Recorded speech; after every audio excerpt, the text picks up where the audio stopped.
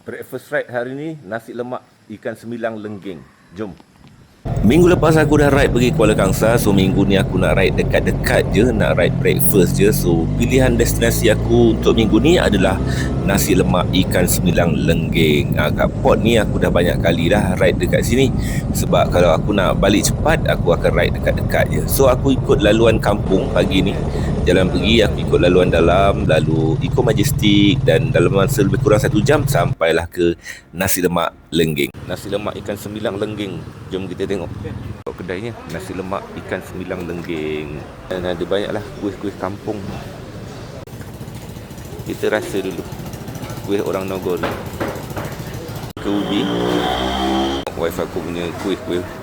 Ada rendang ayam, rendang daging, rendang hati lembu, ikan semilang goreng, ayam goreng, paru, sotong,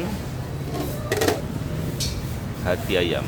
Lemak dia ada lauk gulai ikan keli, sambal ikan bilis dan sambal ikan keli.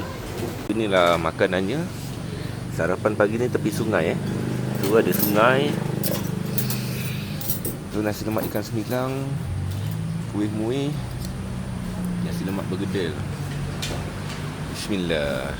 Lepas siap breakfast nasi lemak ikan semilang lenggeng, aku pun terus bergerak nak balik menuju ke rumah. So dalam laluan balik ni aku sajalah nak meninjau keadaan persiapan pilihan raya yang bakal berlaku.